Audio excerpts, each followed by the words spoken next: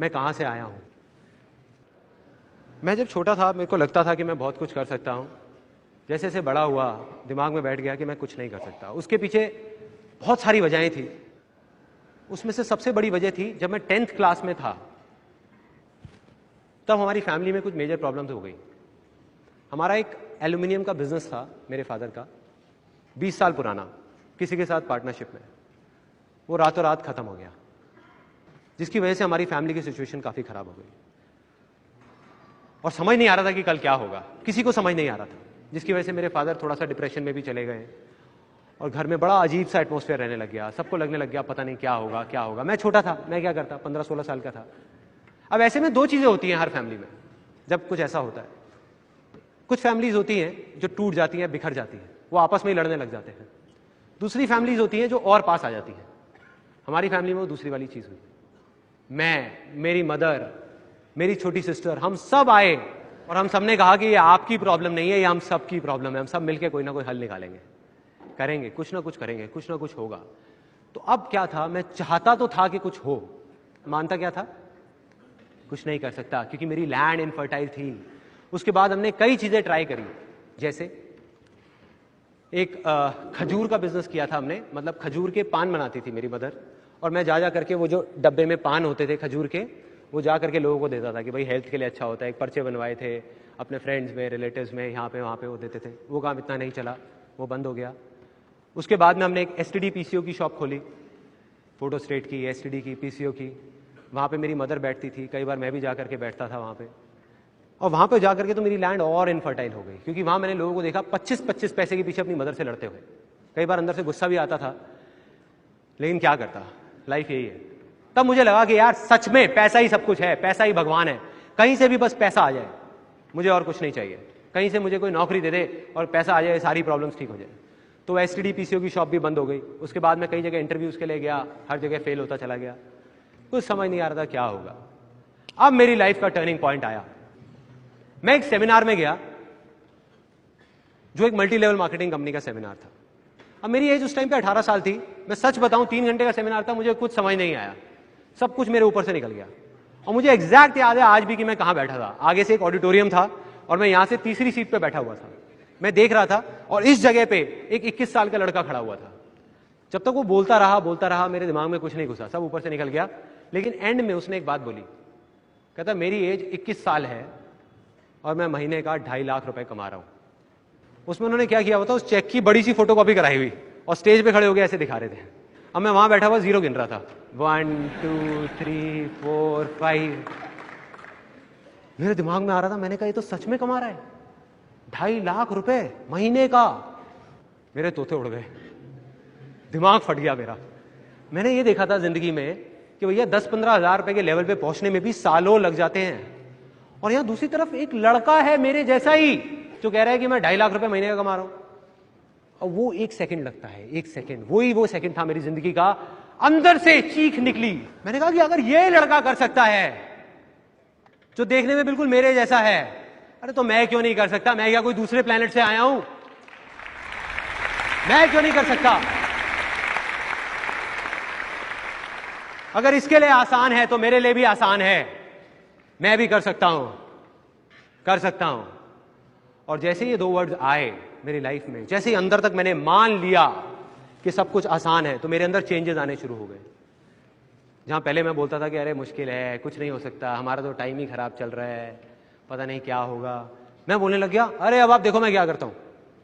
अरे 2-2 लाख के चेक तो ऐसे ले आऊंगा, कंपनियां खड़ी कर दूंगा, अभी आप देखते जाओ, अभी आपको पता नहीं है क्या होने वाला है। और सब बोलने लग गए थे कि संदीप तो पागल हो गया है। अब ये एक बहुत मजेदार पॉइंट है, जब भी आपको लोग बोलने लग जाएं कि आप पागल हो गए हो, तो आप समझ जाओ कि आप सही ट्रैक पे हो।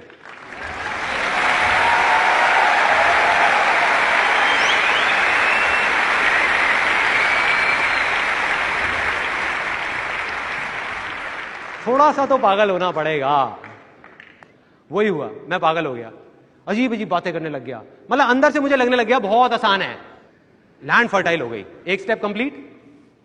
दूसरा स्टेप डिस्कवर करना था कि क्या करना है। अब 2 आवाजें थी, बाहर की आवाज, अंदर की आवाज। मैं उस आदमी को जिसको मैंने स्टेज पे देखा था, उसको देख करके मैं सोच रहा था कि मुझे ऐसा बनना है। वो ये कर रहा है तो मैं भी यही करूंगा और मैं 2.5 लाख रुपए कमाऊंगा। मेरा इंटरेस्ट नहीं था, मेरे अंदर की कोई आवाज नहीं थी, सब बाहर की थी। तो मैं वहां 20-25 लोगों को लेकर के गया उस कंपनी में, एक ने भी ज्वाइन नहीं किया। और जिनको लेकर के जाता था वो मेरा और ज्यादा मजाक उड़ाते थे कि भाई कहाँ लेके गया था तू, और वो कहते थे तेरा 2.5 लाख का चेक आएगा उसमें से थोड़ा हमें भी दे दियो। तो मतलब मैं फेल हो गया बुरे तरीके से। 2 वजह थी उस फेलियर की, एक ये कि वो मेरे अंदर की आवाज नहीं थी, दूसरी ये कि मैं शेयरिंग नहीं समझ पाया था। मैं वहां लोगों को उनके फायदे के लिए नहीं लेके जा रहा था, अपने फायदे के लिए लेके जा रहा था। मन में क्या था एक 18 साल के लड़के के, मुझे अपनी फैमिली की प्रॉब्लम सॉल्व करनी है। भाड़ में गए लोग, तो मैं लोगों को बेवकूफ नहीं बना पाया। तो अब ये जो मैं फेल हुआ वो मेरी अच्छी किस्मत थी या बुरी किस्मत? बुरी है, अच्छी कैसे हुई? उस टाइम के हिसाब से तो बुरी किस्मत है ना। लेकिन यही बेवकूफी है, क्योंकि बुरा तो कुछ है ही नहीं इस दुनिया में, क्योंकि जो होता है अच्छे के लिए होता है। Success comes from experience and experience comes from bad experiences. मतलब के सक्सेस है अगर वो आपके पास आ सकती है तो सिर्फ एक्सपीरियंस से, और एक्सपीरियंस अगर आ सकता है आपके पास तो वो आ सकता है खराब एक्सपीरियंसेस से, अच्छे एक्सपीरियंसेस से नहीं। राइट। और वो चीज मुझे समझ आ गई जब उस कंपनी में गया। उसका फायदा ये हुआ, फाइनेंशियली मैं फेल हो गया, लेकिन फायदा ये हुआ बहुत अच्छी अच्छी बातें सुनने को मिली। ये सारी बातें समझ आने लग गई जो मुझे नहीं समझ आती थी, कुछ अलग थी वो बातें, तो वो दिमाग में घुस गई कि हाँ इसका मतलब फेलियर का भी फायदा है। तो मैं उदास नहीं हुआ। उसके बाद फिर मैंने बाहर की आवाज सुनी, फिर से दोबारा वही गलती करी। मेरे को मेरे रिलेटिव्स ने, फैमिली में, अब पता नहीं मजाक मजाक में या सच में, उन्होंने सबने चढ़ा दिया कि अरे यार संदीप तू तो बिल्कुल हीरो लगता है। और मैंने सोचा इतने सारे लोग कह रहे हैं तो गलत थोड़ी होंगे। अब मैंने बाहर की सुनी, मैं चला गया हीरो बनने के लिए, मॉडल बनने के लिए। मैंने कहा मैं बनूंगा, इतने लोग कह रहे हैं तो। चला गया, जा करके देखा मेरे जैसे हीरो हजारों लाइन लगा के खड़े हैं और 2.5 रुपए की कचौड़ी खा रहे हैं। मैं कहा भाई संदीप तेरा तो काम हो गया। लेकिन मैंने हिम्मत नहीं हारी, मैंने कहा नहीं कुछ तो करूंगा, कुछ तो करूंगा, आसान है आसान है आसान है आसान है। आसान है तब तक काम नहीं आएगा जब तक अंदर से आवाज नहीं आएगी।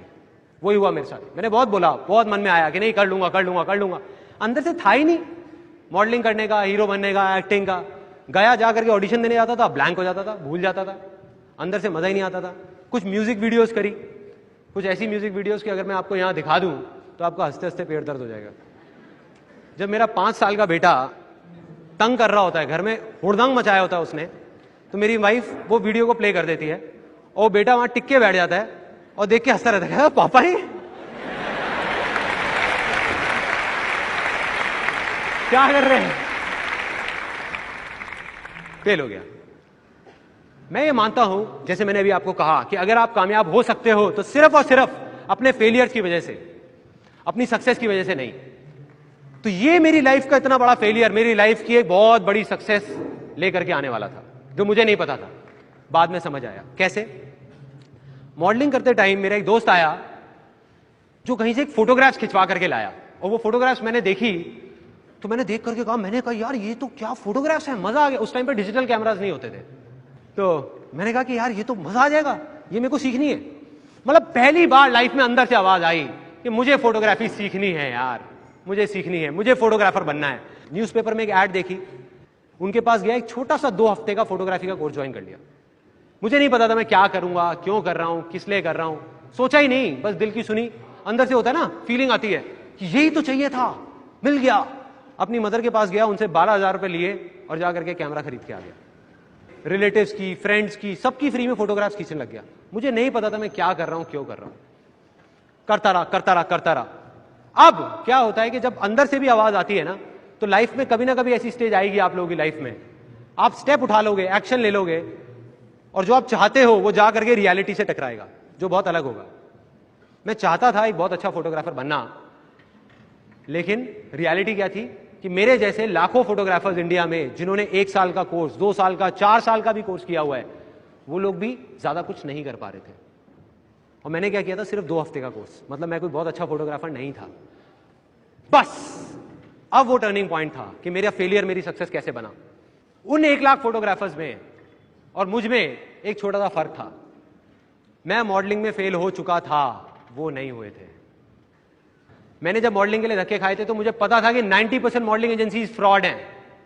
तो मैंने क्या किया, मैंने एक लिस्ट बनाई 70-80 फ्रॉड एजेंसीज की और 10-15 जेन्युइन मॉडलिंग एजेंसीज की, और लोगों को बांटनी शुरू कर दी कि ये फ्रॉड है, फ्रॉड है, फ्रॉड है, ये जेन्युइन है, जेन्युइन है, जेन्युइन है। और ये चीज लोगों को अच्छी लगने लग गई। उसके बाद मैंने एक छोटी सी एड निकाली न्यूज़पेपर में, फ्री पोर्टफोलियो, और लाइन लग गई। बहुत सारे लोग आ गए। मैंने लोगों को सच बोला, कोई घुमा फिरा के नहीं, कुछ नहीं, सीधी सीधी बात। मैंने कहा भाई देखो ऐसा है, मैं कोई बहुत बड़ा फोटोग्राफर नहीं हूं, अभी नया नया कोर्स किया है मैंने, यहां से 2 हफ्ते का। तो एक ऑप्शन तो है कि आप खुद रोल लेके आओ, खुद प्रोसेसिंग कराओ, और आपकी कॉस्ट आएगी, आप देख लो ये है, आपकी कॉस्ट आएगी 3,000 रुपए। दूसरा ये है कि मैं आपके लिए सब कुछ करूं। अब अगर मैं किसी भी होलसेल मार्केट में जाता हूं तो वही फिल्म रोल जो आपको 150 रुपए का मिलता है, मुझे 50 रुपए का मिलता है, उसमें मुझे 1,500 रुपए बचेगा। तो आप जैसे कहोगे वैसे कर लेंगे, ऐसे या ऐसे। उन्होंने कहा यार हमें क्या प्रॉब्लम है, आप ही कर लो ना, हमारा तो खर्चा उतना का उतना है।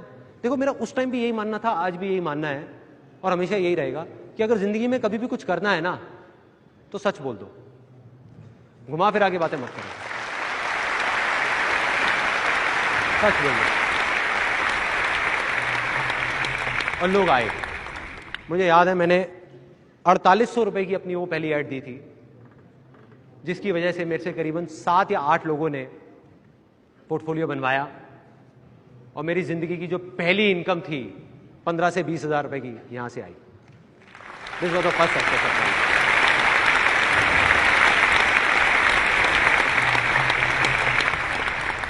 अब मेरी लाइफ का दूसरा बड़ा फेलियर, एक लड़का आया मेरे पास, आकर के बोलता एक काम करते हैं मिलके ना, एक इवेंट कराते हैं बढ़िया सा, न्यू ईयर पार्टी करते हैं, आजकल न्यू ईयर पार्टीज बहुत चल रही हैं, वो करते हैं। अब मेरे अंदर से आवाज आई, मैंने कहा यार इवेंट करने का तो मैं बहुत टाइम से सोच रहा था। मैंने कहा मैं करूंगा तेरे साथ, तू चिंता मत कर, बस एक ही प्रॉब्लम है, मेरे पास पैसा नहीं है। कहता यार तू पैसे की टेंशन मत कर, पैसा सारा मैं लगाऊंगा, तू बस काम कर। मैंने कहा हो गई डील, 1 महीने तक काम मैं करूंगा, पार्टी मैं कराऊंगा, सब कुछ मैं कराऊंगा, एंड में पैसा तेरा लगेगा, जो बचेगा 50-50। कहता कोई दिक्कत नहीं है, डन। उसने 15,000 रुपए मुझे दिए, मैंने ले जा करके एज इट इज वो 15,000 रुपए बैंकेट हॉल वाले को पकड़ा दिए, डीजे को पैसे दिए, केटरर को पैसे दिए, वो सब लोग मुझे जानते थे। जा करके खुद प्रिंटर को थोड़े से एडवांस दिया, वो प्रिंट्स बनवाए, स्टिकर्स, पोस्टर्स, जा करके यूनिवर्सिटी में लगाए, बैनर्स लगाए।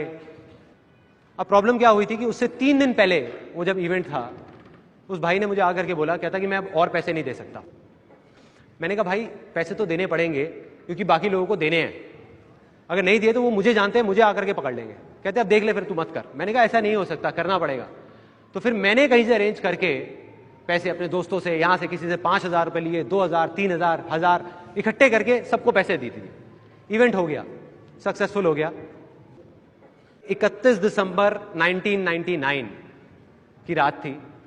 इस इवेंट का नाम था डिक्स 2000, मतलब सन 2000 का नया साल शुरू होने वाला था। एक बैग में सारे पैसे थे।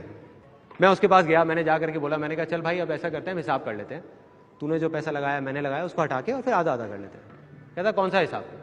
कहता कौन से पैसे? और वो गाड़ी में बैठा अपने दोस्तों के साथ में निकल गया। एक वो दिन था, एक आज का दिन है, मैंने जिंदगी में कभी उसको दोबारा नहीं देखा। एक नॉर्मल ह्यूमन बीइंग होता, कोई एलियन नहीं होता, तो वो क्या करता ऐसी सिचुएशन में? रोने लग जाता, परेशान हो जाता। मैं खुश हो गया क्योंकि अंदर बैठा हुआ था कि लाइफ में जो एक्सपीरियंस है वो खराब एक्सपीरियंसेस